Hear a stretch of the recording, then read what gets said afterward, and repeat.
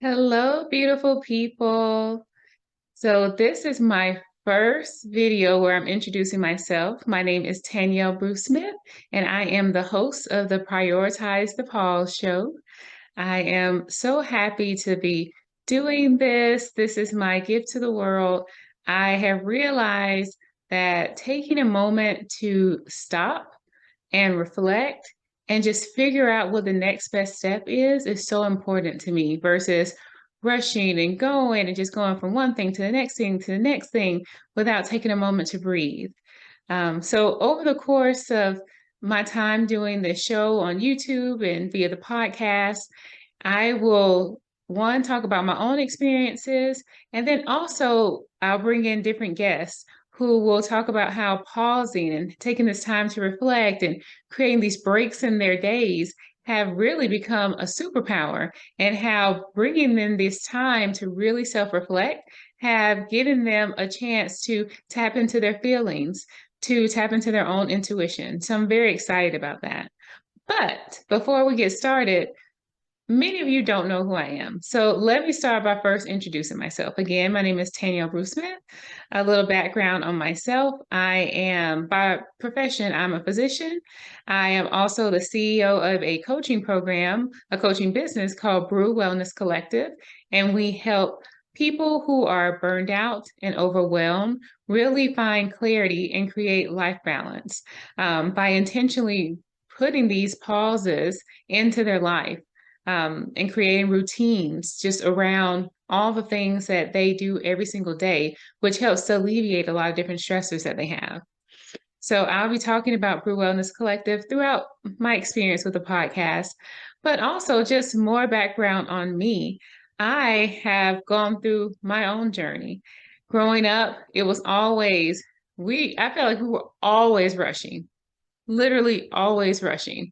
We would wake up in the morning. My mom would be screaming at us, telling us in the most loving way, because she's also rushing too, trying to get to work. She's a single mom taking care of three children. But we were always rushing from one thing to the next thing in school, and there was never really a break. And honestly, it wasn't until I got to become an attending in medicine. And no, I take that back. In residency, I had my first experience with burnout that my body stopped me. My body said, we're not going any further. During residency, my first experience with burnout, I literally was just so sad. I couldn't understand it because I worked so hard to get to that point. I went through all these years of schooling. I even went back to school, to grad school, and I didn't get into med school the first time. I've gotten all this way, and then I finally get so close to where I need it to be, and I'm finally doing what I need to do, and I am exhausted. I would try to work out, and literally, I would work out and need to take a nap for hours after. Anything would make me cry. I had no desire to do anything. Um, I, I didn't see anything that I did as an accomplishment. So that was my first episode. I was able to recover from that because actually I started a wellness program in my residency program, and just doing those different activities with my co-residents, and then really reaching out and creating a support network for myself helped me, because I don't think, well, my burnout to that point wasn't as severe. But then when I became an attending, I had another episode of burnout. Even trying to go to work, the moment I got in the car, my heart was just, I could feel my heart racing. By the end of a workday, I felt like I had run a race. I literally was just breathing heavily because I felt like I had run a whole entire race, just working in clinic for the day. Any little stressor became overwhelming. I still felt like I was engaged with my patients. My patients always gave me good feedback, but it took so much energy just to show up in the way that before was very natural to me. It also extended past my time at work. At home, I felt like I wasn't the same joyful person that I was before. In general, I love to dance. I go to Zumba all the time. I'm working out, doing all the things that I love. But honestly, by the time I was deep into my own burnout, I didn't enjoy anything. I was going to these classes because I needed the endorphins just to keep me running. And the thought of even missing one class would mean that, oh my gosh, I might actually have to feel this terrible sadness that I'm feeling. And that just was not acceptable to me. So one time I remember my then fiance wanted to take me on a trip, but then I would have to miss a workout class. I told him no. I couldn't go. I wouldn't do it because I had to make sure I was working out because I needed a certain level of endorphins in my body and just the happiness that came with working out just to be able to function in a day. And I knew that exercise is good, but what I was doing with exercise was not good, not good at all. I was using that in a very unhealthy way. But I was able to do a lot of different things to change in my situation. One, I shifted jobs, but then eventually the same thing started to happen. And then I did a total different career shift. I left my full-time employment. I then went to work part-time. And then, of course, I opened Brew Wellness Collective, which is my coaching business, which has really been amazing. I had to reflect on what is important to me. I got married a little over a year ago. And when I realized that I had a decreased capacity to even enjoy spending time with my husband, who I do enjoy, I knew that it was time for me to make a shift. I had to figure out something else to do. And so that's what really put me on this journey. I also saw that we want to have children in the future. I didn't want to be that mother who was just snappy at the tiniest things because I was at the highest capacity because of what was going on with my burnout. So all those things caused me to make that shift. And I'm so glad I did. It was extremely scary. And there are a lot of different forces in our culture that tell us that we have to keep going. We have to just keep going. You got this. This is all temporary. No, sometimes you need to take that break to figure out what it is you need for you. And so part of my journey was taking a moment to say what it is I wanted, not what I should be doing, because what I should be doing would probably be in clinic, but that clearly was not working for me. But what did I want?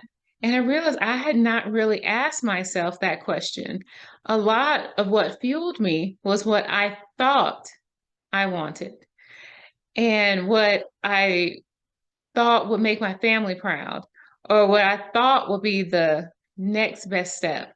But when I really stopped and just slowed down and just took a moment to say, if all the other factors, not worrying about anything else, what will my dream life look like?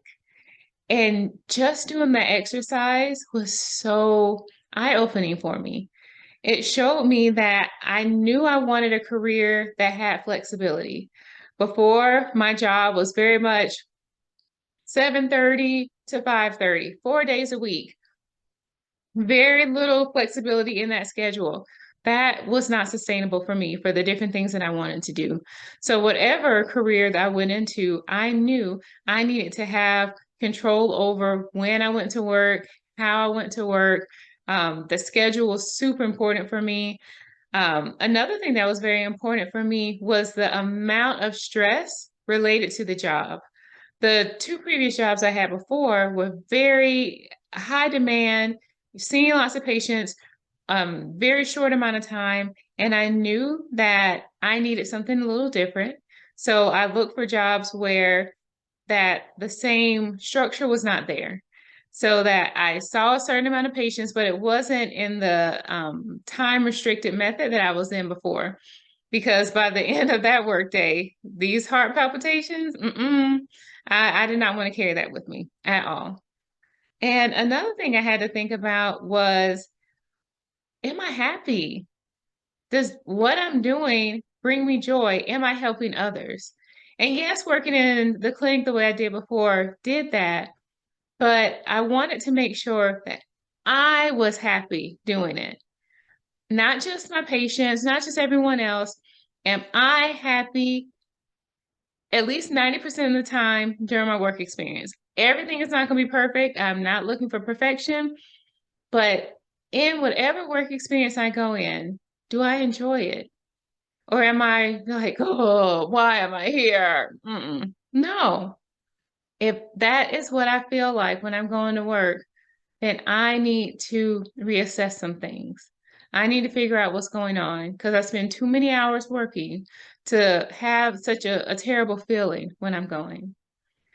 So that's a little bit about me. Oh my goodness. I totally forgot another huge part of my journey. I lost 100 pounds. So that's another reason why pause is so important because things that are major become minor if you don't take the time to really think about it. So I lost about 100 pounds over several years. This was not quick at all. It was a very long journey. And so throughout the videos, I will sprinkle in some of my tools that I learned in my weight loss journey because taking the time to plan, to pause, to self-reflect, to track, taking some time just to tune into myself and what I needed at the time was so important. So I will definitely include that in what I speak on. And if you have any other suggestions or anyone who you would like to see on the podcast, send me a message or type it down below if you're watching on YouTube, and I will do my best to bring that person or a similar person on. So this is the first of many episodes, and I'm so excited about this journey.